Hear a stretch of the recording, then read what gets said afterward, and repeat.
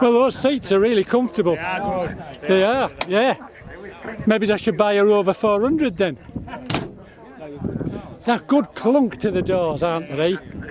Is it Trafalgar Blue? Yeah. Yes. And yours is almond green? It is. I remember we went to have a look at an almond green estate car. Did they make them in the They made them in the Cambridge? Yeah. I can't remember if it was a Cambridge or an Oxford. Well, the thing, that's the only thing. Cambridges, Oxford and Cambridges in saloon versions had their own colours, but in estates they shared. Yeah. Because, and the reason being is that you don't see this. The estates were all built at Longbridge, whether they were Oxfords or Cambridges. Right. And so they use Longbridge colours. Yeah. Cowley colours are different. Where most Morris saloons were built at most of them were built at Cowley. I didn't know that. Cowley colours were different to Longbridge colours. Yeah. They never used Trafalgar Blue on a Cambridge saloon. Right. But you could get a Trafalgar Blue Cambridge estate because they were built and same with almond green. They used Morris colours, and you could get almond green Cambridge estates as well as you could get almond green Oxford ones. Well, I remember it would be 1975 and my dad was looking for a new car, and he saw this almond green estate car like yours. Yeah. It was a 68. Yeah. It was absolutely immaculate. I remember it, you know. Well, and do you know how much it was? It wouldn't be a lot of money. £365. Yeah. But it was like the earth to us. Yeah. You know, when we couldn't afford it. I bought my very first one in 1982 for the princely sum of it was a saloon. Yeah. And it was almond green with a white roof. Oh yes. For the princely sum of 20 quid. Yeah. Nobody wanted it. Yeah. And the only thing wrong with it had a broken back spring, which cost me there was a scrapyard in New York at the time called Ozzy's. Yeah. And I went to Ozzy's and bought a second-hand spring for 8 quid. Yeah. Yeah. And it was on the road. But they're rare. Well, it's rare to see the Cambridges and the Oxfords anyway. I was at Stokesley Show yesterday. Well, you'd see my black Cambridge then. Yeah, lovely. Yeah, that's my Cambridge. Oh, it was gorgeous. Yeah. I didn't realise. Yeah. Totally original, that. Yeah. Immaculate and original. And I saw there was a white one as well. Yeah, that's Terry Armstrong's. Yeah. And in Otherfield there was a grey one.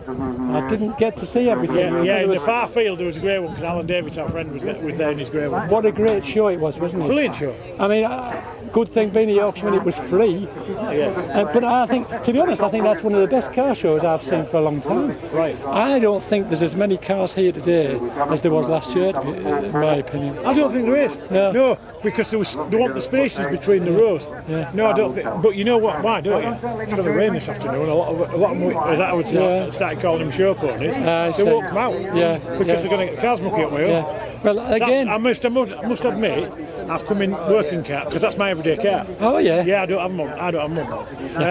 Good for you. I've come in my working car because it is going to rain later on. It's simplicity in itself, isn't it, the engineering? But and I'm busy next week, and the last thing I want to do is spend all day tomorrow cleaning my nice car back up. Oh yeah. I can't bear to leave them all mucky. No. That lives outside and gets mucky. Yeah. So if it rains, if it does rain, if there's thunderstorms coming, it does rain. It's tough. It does. So where do you come from then? Just over that hill over there near Eden Camp, a little tiny place called Wrighton, near Eden Camp. Right.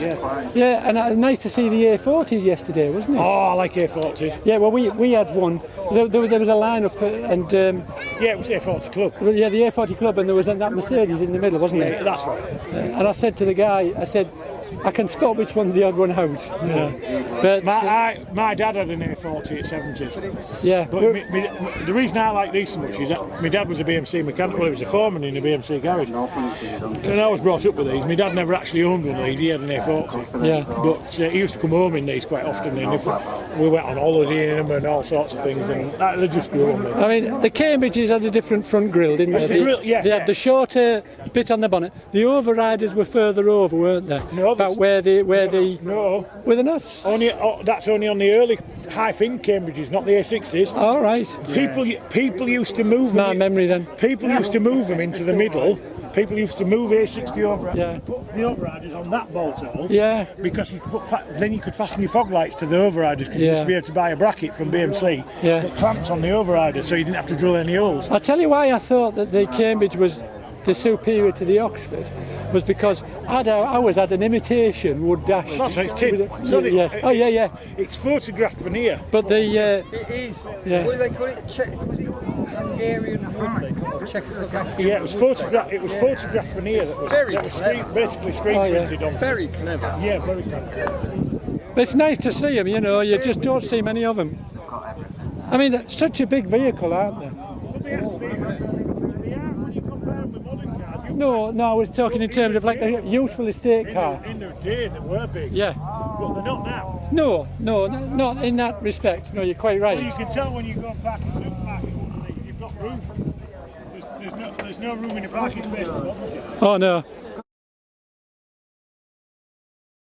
The fluted bonnet. Ah, well, that's not. No, but I'm saying That's an addition. Yeah. Because Because that's obviously to go with your MG1800 engine. You got a Ken Lowe fan fitted as well, I see. It's what people don't realise. It's not a question. I mean, they put fans on these things, and it pushes the cold down. Can't get rid of the heat. You can't get rid of the heat. Yeah. And so you have to have. That's why. I mean, because the bonnet is so near the engine on that Jaguar, that's why it's got movement. That's because it does heat up. Well, it doesn't.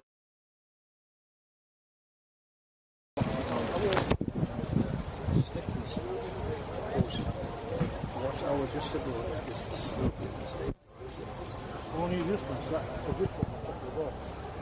What year's the car? Right, let's start.